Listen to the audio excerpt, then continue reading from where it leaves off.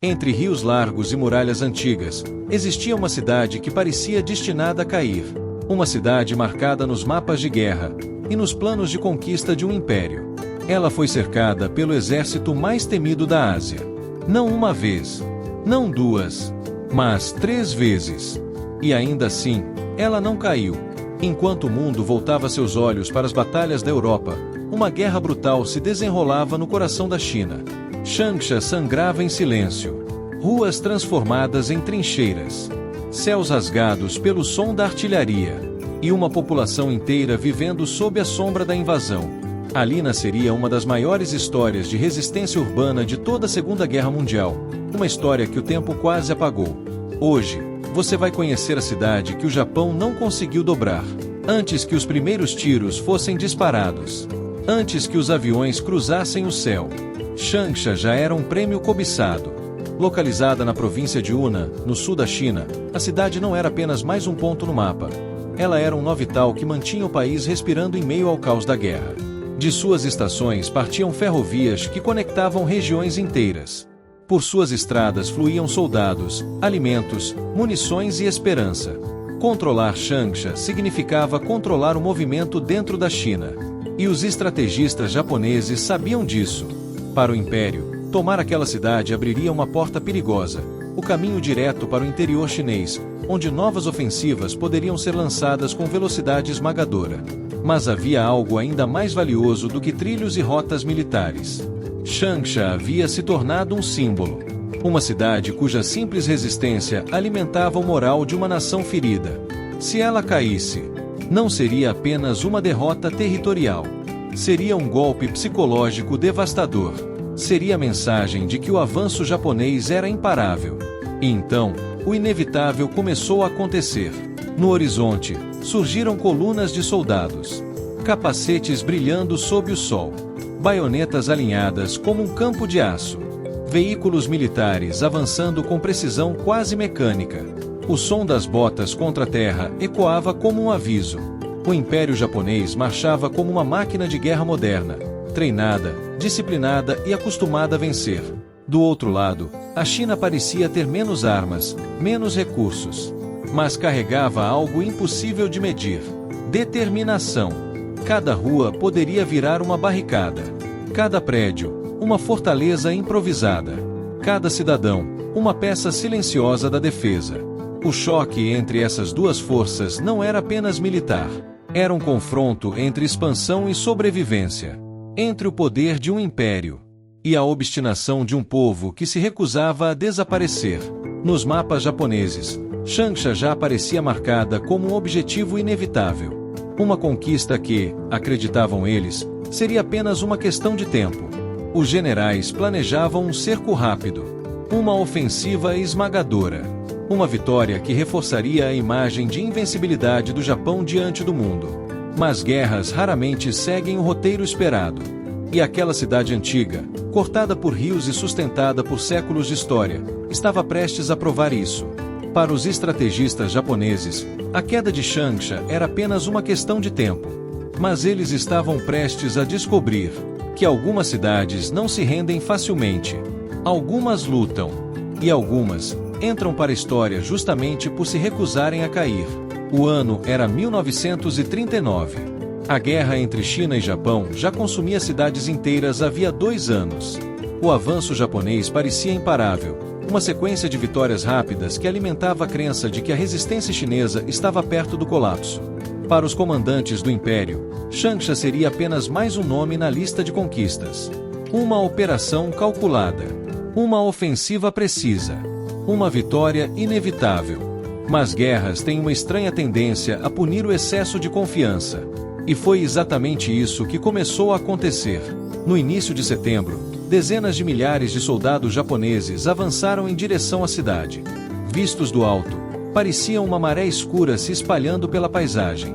Colunas organizadas cortavam estradas. Artilharia pesada era posicionada com disciplina cirúrgica. Veículos militares levantavam nuvens de poeira enquanto se aproximavam. O plano era simples e brutal. Cercar Changsha. Isolá-la. Forçar sua queda antes que reforços pudessem chegar. A estratégia já havia funcionado antes. Por que seria diferente agora? Mas havia um inimigo que nenhum general podia controlar: o terreno e o clima. As chuvas chegaram sem pedir permissão. Rios começaram a subir. Estradas viraram lamaçais. Campos se transformaram em armadilhas naturais. Caminhões atolavam. Canhões atrasavam. Linhas de suprimento se esticavam perigosamente. O avanço, que deveria ser rápido como um golpe de espada, começou a perder ritmo. E então, a China reagiu. Os defensores de Changsha não esperaram atrás de muralhas. Eles atacaram. Contra-ofensivas surgiam onde os japoneses menos esperavam, pequenas, violentas e precisas. Soldados chineses apareciam na neblina, disparavam e desapareciam novamente. Pontes eram destruídas. Rotas eram sabotadas. Mensageiros interceptados. A cada quilômetro conquistado, o Japão pagava um preço maior do que havia previsto. O que deveria ser uma campanha relâmpago começava a se transformar em uma guerra de desgaste. E desgaste era exatamente o tipo de guerra que o comando japonês queria evitar. Dentro de Changsha, a tensão era constante. O som distante da artilharia chegava como um trovão contínuo. Famílias se abrigavam onde podiam. Soldados cavavam posições defensivas com urgência. Oficiais analisavam mapas à luz fraca de lanternas. Todos sabiam que o cerco estava se fechando, mas também sabiam que não podiam recuar. Se Changsha caísse, o impacto seria sentido em toda a China. Dias viraram semanas. E algo inesperado começou a acontecer. O exército japonês, acostumado a avançar, passou a lutar apenas para manter suas posições. O terreno hostil drenava a energia. A resistência chinesa aumentava. Os suprimentos rareavam. Cada passo à frente parecia custar o dobro. Então veio a virada. As forças chinesas lançaram um contra-ataque em larga escala. Não era apenas uma defesa desesperada. Era um empurrão calculado. Gradualmente, os japoneses começaram a ceder terreno. Primeiro a alguns quilômetros. Depois mais. Até que ficou claro o impensável. A ofensiva havia falhado. O cerco estava se desfazendo. E pela primeira vez desde o início da guerra em larga escala, o avanço japonês era interrompido de forma decisiva em uma grande operação. A retirada começou. Organizada, mas inegável. Atrás deles ficavam equipamentos abandonados, marcas profundas no solo e uma pergunta silenciosa ecoando entre os comandantes japoneses. Como aquela cidade ainda estava de pé? Changsha não havia apenas resistido. Ela havia ferido a imagem de invencibilidade do Império. E isso era perigoso. Porque impérios podem tolerar derrotas, mas raramente aceitam ser desafiados. Para Tóquio, aquilo não seria o fim. Seria um aviso. Changsha agora não era apenas um alvo estratégico. Ela havia se tornado uma questão de honra. E quando o orgulho de um império é atingido, a resposta quase sempre vem com mais força. Pela primeira vez, o avanço japonês havia sido interrompido. Mas o que ninguém sabia ainda era que aquela cidade seria obrigada a provar sua força novamente. E muito em breve. A primeira batalha havia terminado. A fumaça se dissipava lentamente sobre os campos marcados por crateras, trincheiras abandonadas e equipamentos destruídos. Changsha ainda estava de pé. Mas ninguém ali se permitia confundir sobrevivência com segurança. Porque todos sabiam de uma coisa: o Japão voltaria. E da próxima vez, voltaria melhor preparado. Nos meses que se seguiram, a cidade entrou em um estado silencioso de transformação. Não havia comemorações. Havia preparação. As autoridades chinesas entenderam algo crucial: resistir uma vez não bastava. Era preciso tornar Changsha difícil demais para ser conquistada. E então, pouco a pouco, a cidade começou a mudar de forma. Novas linhas defensivas foram traçadas ao redor dos acessos principais. Trincheiras surgiram como cicatrizes no solo. Postos de observação foram erguidos em pontos estratégicos. Pontes passaram a ser vigiadas dia e noite. Estradas receberam barreiras. Rotas de retirada foram planejadas. Nada era deixado ao acaso. Mas talvez a maior transformação não estivesse na terra. Estava nas pessoas. A guerra havia atravessado as portas das casas, e agora fazia parte da vida cotidiana. Civis começaram a ser treinados para emergências. Estudantes ajudavam a transportar suprimentos. Comerciantes adaptavam seus negócios para sustentar o esforço de guerra. Homens e mulheres cavavam posições defensivas lado a lado.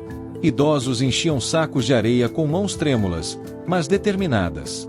A cidade inteira parecia respirar no mesmo ritmo. Um ritmo de alerta.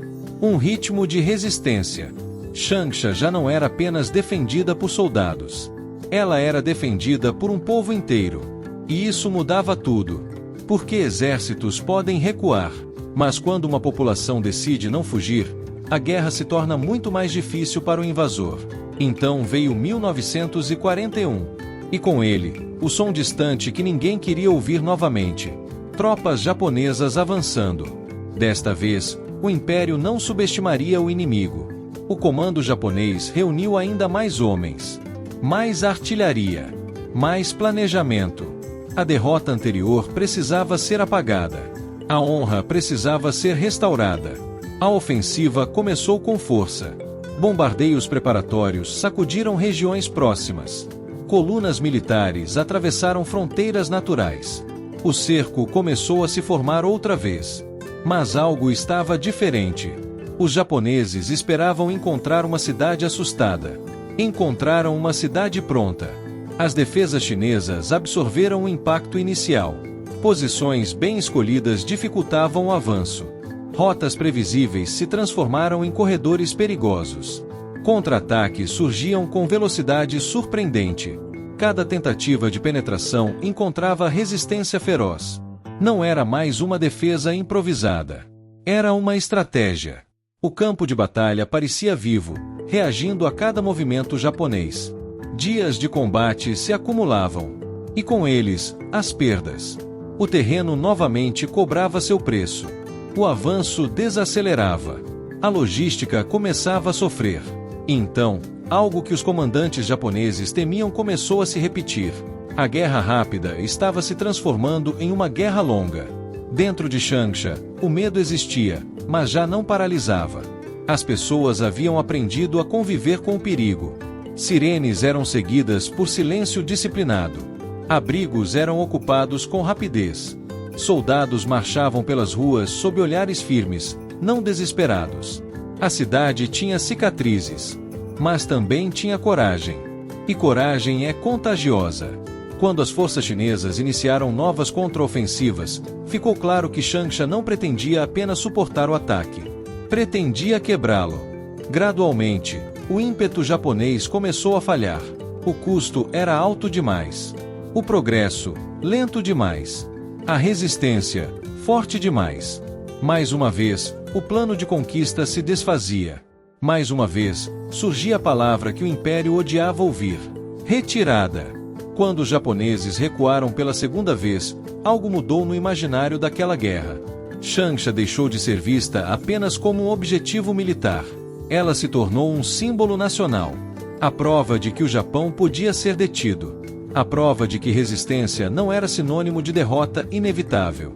Mas havia também um efeito colateral perigoso. Duas derrotas começavam a ferir o orgulho do Império. Impérios feridos raramente esquecem. Eles se reorganizam. Eles planejam. E voltam, ainda mais determinados.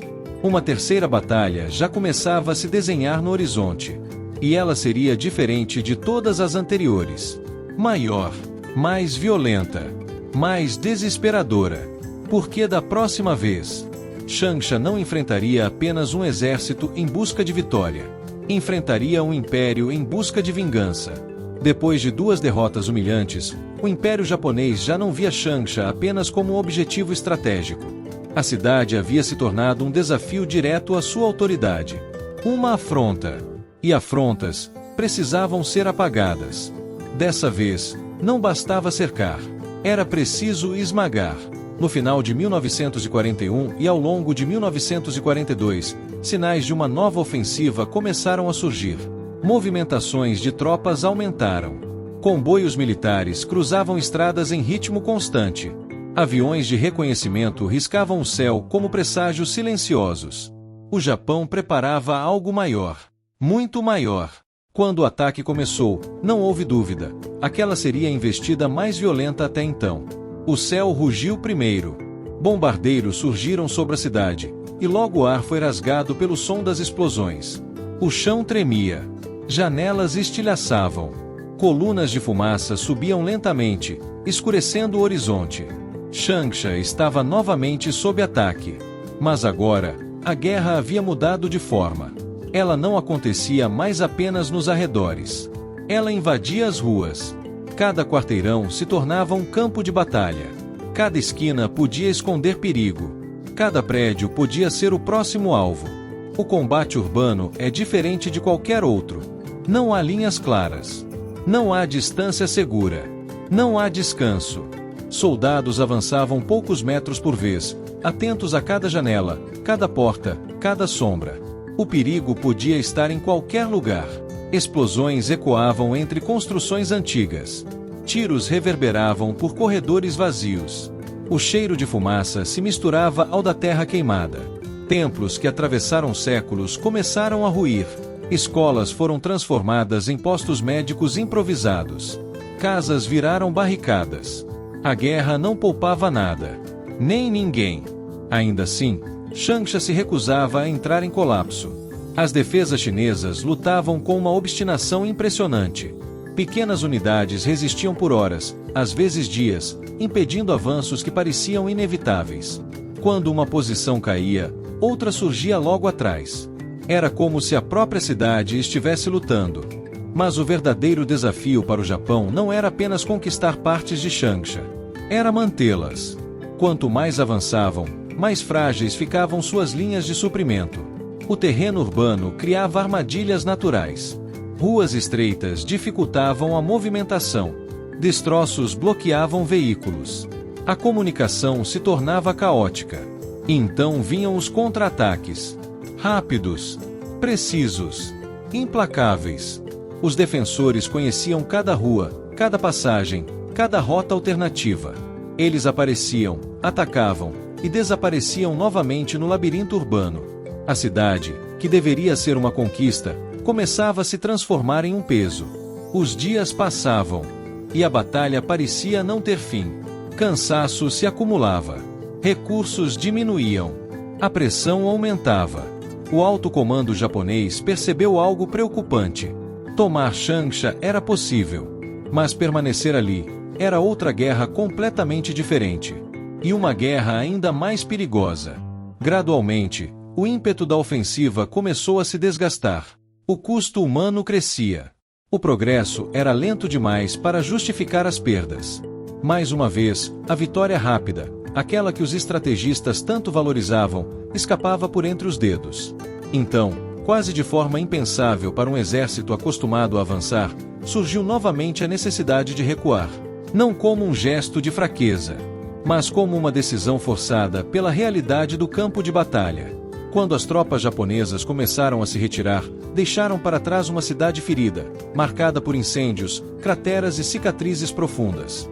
Mas ainda viva, Changsha havia enfrentado o pior e resistido.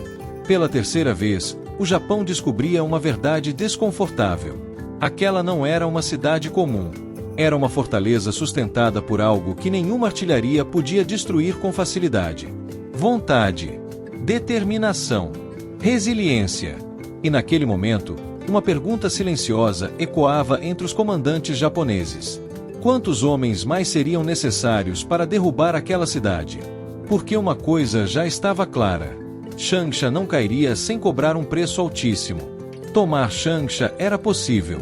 Mantê-la era uma guerra que o Japão talvez não pudesse vencer. Mas se aquela cidade havia resistido 3 vezes, o que exatamente a tornava tão difícil de conquistar? E por que o Império continuava falhando? Essa resposta começava a surgir, não apenas nos mapas, mas na própria natureza daquela guerra. Depois de 3 ofensivas massivas, de milhares de soldados enviados ao campo de batalha, de meses de planejamento militar, uma pergunta começou a ecoar dentro e fora da China.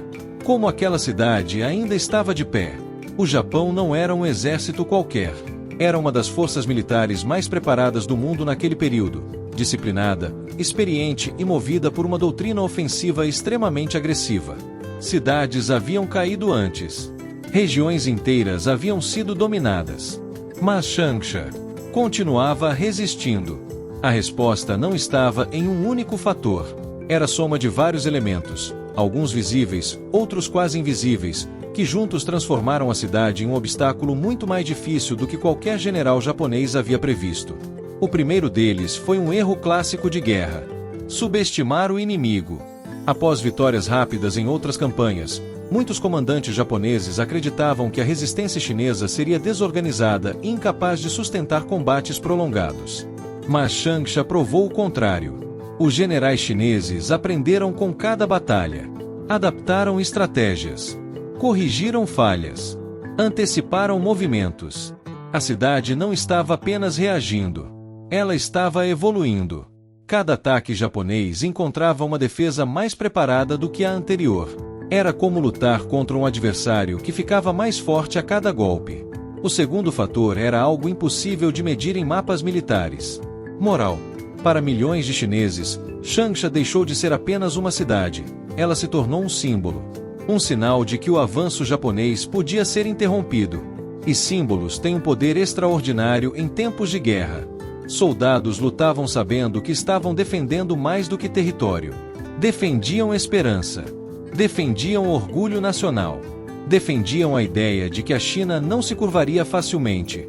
E quando uma tropa acredita profundamente no que está protegendo, ela costuma resistir além do que qualquer cálculo estratégico prevê. O terceiro elemento era o próprio campo de batalha. O terreno ao redor de Changsha era traiçoeiro. Rios dificultavam cercos rápidos. Áreas alagadiças atrasavam veículos. Elevações naturais favoreciam posições defensivas. Até o clima parecia lutar contra os invasores. Chuvas transformavam estradas em armadilhas de lama. Linhas de suprimento se tornavam longas, frágeis, vulneráveis. E em guerra, um exército marcha na velocidade de sua logística.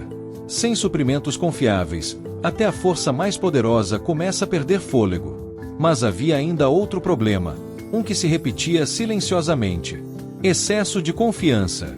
Acostumado a ofensivas bem-sucedidas, o comando japonês frequentemente apostava em vitórias rápidas. Campanhas longas drenavam recursos. E Changsha insistia em prolongar cada batalha. O que deveria durar semanas, virava meses. O que deveria ser uma operação decisiva, transformava-se em desgaste. Homens cansados. Equipamentos perdidos. Estratégias pressionadas pelo tempo. A cidade não precisava destruir o exército japonês. Bastava resistir. Bastava fazê-lo sangrar lentamente. E talvez esse fosse o maior segredo de todos. Changsha entendeu algo que muitas vezes decide guerras. Resistência também é uma forma de vitória. Cada ataque repelido enfraquecia não apenas tropas, mas a aura de invencibilidade do Japão. Pouco a pouco, uma narrativa perigosa começava a surgir. O império podia ser detido. E essa ideia era quase tão poderosa quanto qualquer arma.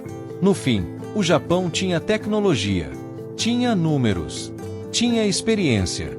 Mas Changsha tinha algo que nenhuma ofensiva conseguiu quebrar completamente: vontade de permanecer de pé. O Japão tinha poder. Changsha tinha resistência. E às vezes, é a resistência que muda o rumo da história. Quando pensamos na Segunda Guerra Mundial, algumas imagens surgem quase automaticamente. As praias da Normandia. O inverno brutal de Stalingrado. Berlim em ruínas. Esses cenários se tornaram símbolos globais do conflito. Mas enquanto essas batalhas dominavam manchetes, e mais tarde, livros e documentários, outra guerra acontecia do outro lado do mundo. Uma guerra igualmente feroz, igualmente decisiva, e, ainda assim, muito menos lembrada. Changsha foi palco de algumas das maiores resistências urbanas de toda a guerra contra o expansionismo japonês. Ali, um exército considerado imbatível foi interrompido não uma, não duas, mas várias vezes. E isso teve consequências profundas. Cada ofensiva fracassada desgastava recursos japoneses que poderiam ter sido usados em outras frentes. Cada retirada enfraquecia a narrativa de invencibilidade do Império. Cada defesa bem-sucedida enviava uma mensagem poderosa. O avanço japonês não era inevitável. Para a China, Changsha se tornou mais do que uma vitória militar. Ela virou um farol psicológico. Um lembrete de que resistir era possível. De que um império também podia sangrar. E talvez esse seja o ponto mais impressionante de toda essa história. Changsha não venceu porque era a cidade mais forte, mas porque se recusou a cair. Ainda assim, fora da Ásia, seu nome raramente aparece entre as grandes batalhas do século XX. A memória da guerra, como tantas vezes acontece, foi moldada pelos olhares do Ocidente. E inúmeros episódios cruciais acabaram empurrados para as margens da narrativa histórica. Não porque foram pequenos, mas porque estavam longe demais dos centros que escreveram a maior parte dos livros. Resgatar histórias como a de Changsha não é apenas um exercício de memória. É um ajuste de perspectiva. É lembrar que a Segunda Guerra foi, de fato, uma guerra mundial, travada em continentes diferentes, por povos diferentes, cada um pagando um preço inimaginável. Hoje, a cidade segue viva, moderna, em constante movimento. Quem caminha por suas ruas talvez não imagine que aquele solo já tremeu sob o peso da artilharia, que aqueles céus já foram cortados por aviões de guerra, ou que cada quarteirão já foi defendido com uma determinação quase impossível de medir. Mas a história permanece ali, silenciosa, gravada não apenas em monumentos, mas na própria identidade da cidade. Porque algumas batalhas não entram para a história pelo tamanho dos exércitos. Entram pela coragem de quem se recusou a desistir. 3 cercos. Incontáveis perdas.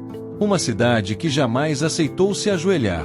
Changsha não foi apenas um campo de batalha. Foi um aviso ao mundo. Até os impérios encontram limites. E às vezes, esses limites são desenhados pela resistência humana. Algumas cidades caem. Outras entram para a história por se recusarem a cair.